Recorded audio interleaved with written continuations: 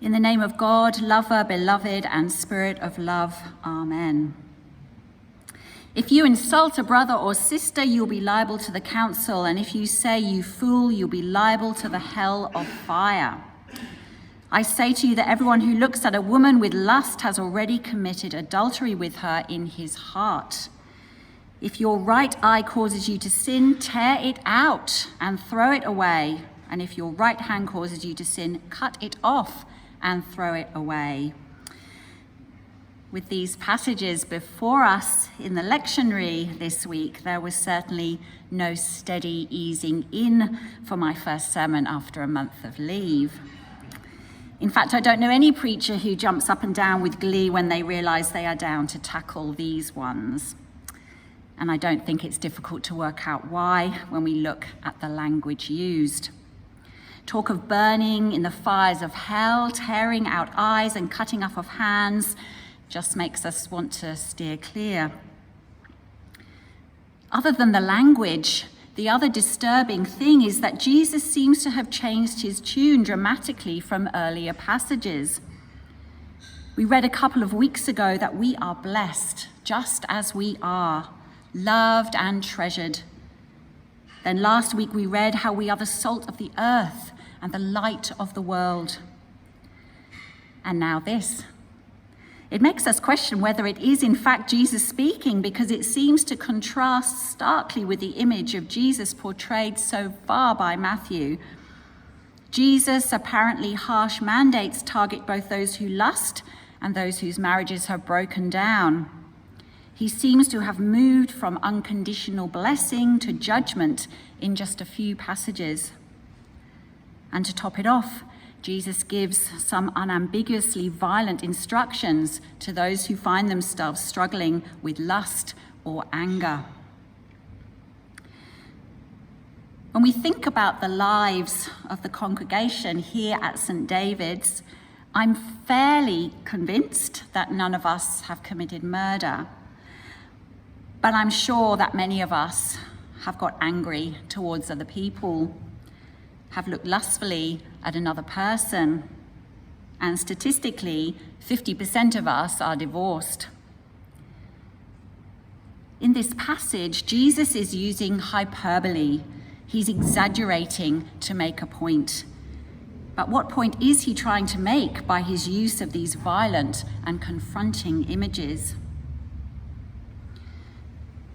We notice that Jesus' teaching here has a pattern and a rhythm to it. You have heard that it was said, but. You have heard that it was said, but. He points to commandments and then suggests something otherwise.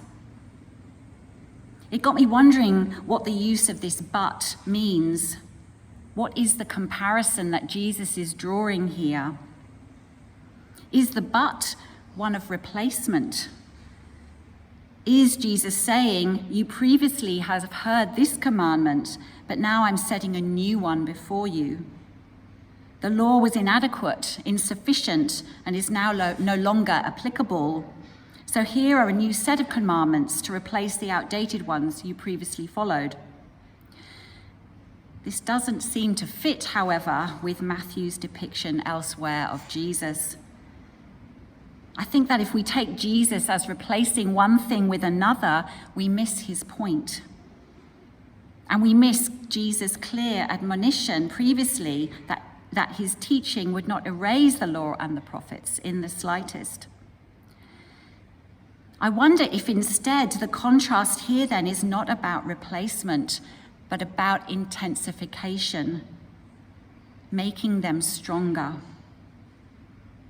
Not about replacing one with another, but about intensifying their meaning and application. Jesus encourages his listeners not to avoid these calls to righteousness, but to dig much, much deeper into them. To align our lives that much more with the abiding divine values these commandments communicate. To commit ourselves to the transformative power of God's law and commandments, to look at what is in our hearts. So Jesus says it isn't enough to think that you are keeping the law by not murdering someone when certain acts of anger and insult are also forms of violence. It's not enough to think you are keeping the law by not committing adultery. Think how your lusting after someone makes them an object in your mind rather than a person who reflects God. It's not enough to say that you are divorced by providing a certificate. Think about the effect you are having on the woman concerned who has no power and is seen as a possession, easily cast aside. Jesus then doesn't replace the commands, he intensifies them. He calls his followers to go deeper than keeping the moral law.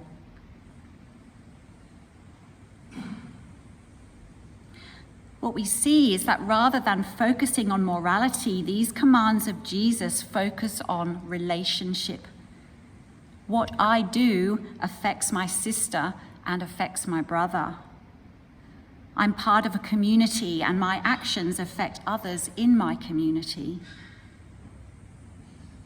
An example of this can be seen when news reports and religious communities of different faiths suggest that it is the duty of women to shield their bodies, to avoid tempting others, and to protect them from harm.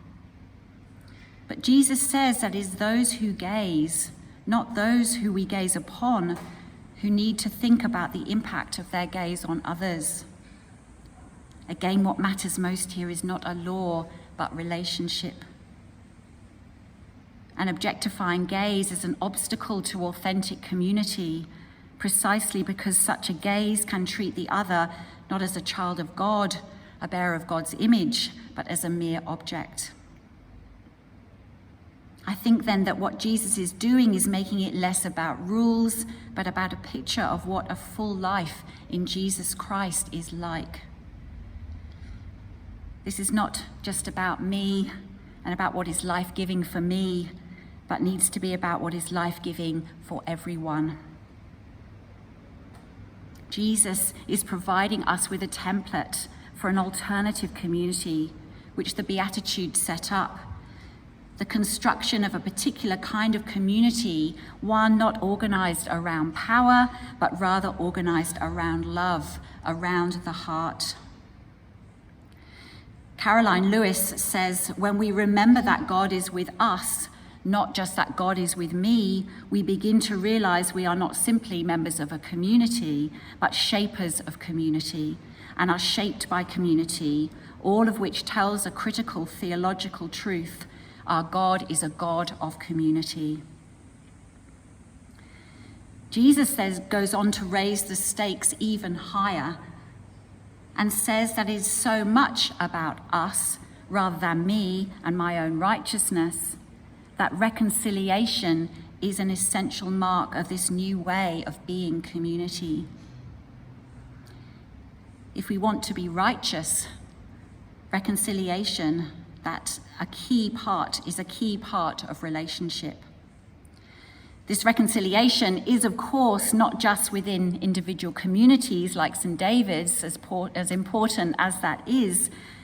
It is about reconciliation with those across our country and our world, with those who are often very different to us. Our relationship with our Aboriginal sisters and brothers is, of course, at the forefront of our minds here in Australia as we think about the Voice to Parliament vote this year. The other thing Jesus seems to be doing in this passage is breaking down the barriers between us and them. Just when we think, thank goodness I'm not like them, the sinners, the ones outside the church, the ones who don't keep God's commandments, boom, Jesus says, I'm speaking to you. This includes you. Yes, you who think you're keeping the law, you who think you're doing everything right, you who think you are following me, this affects you too. I'm not just talking to them, the ones who murder and commit adultery and divorce. I'm talking to you, to us. because it's what in your heart that counts. All this religious activity, this church going and good deeds, as good as they are, can't mask what's in your hearts. The slogan "Choose Life" has been used in many different settings. For those of you from my era, the 1980s band Wham will be very present in your mind, and their white t-shirts with "Choose Life" emblazoned on the front in fluorescent colour. Anti-suicide and anti-abortion movements have also used "Choose Life", as well as countless songs, including a Big Tent Revival song and a song used in Trainspotting. Choose life, choose a job, choose a career, choose a family. And then there's the many books and how to change your life seminars, all using this slogan.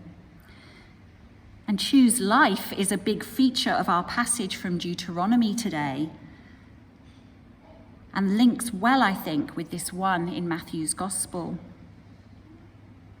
Moses goes up the mountain to deliver his goodbye speech, just as we note that Jesus also goes up the mountain to deliver his Sermon on the Mount.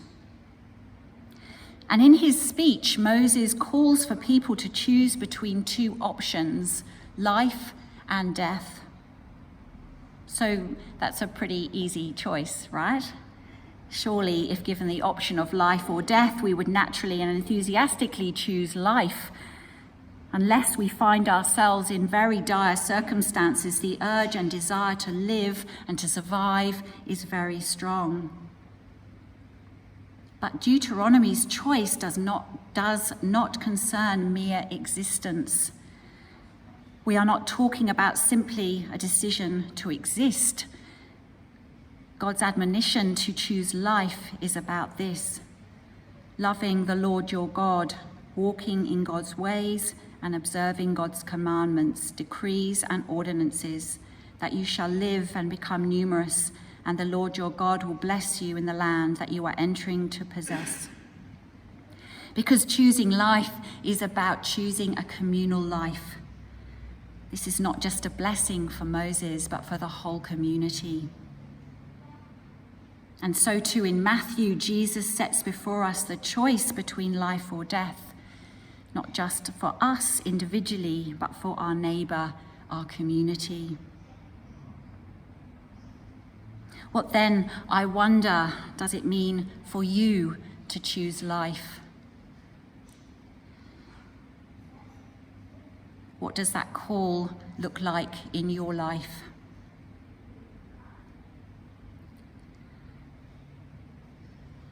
When thinking about these commandments of Jesus in Matthew, Eric Barreto says this: in the end, to what are these commandments calling us?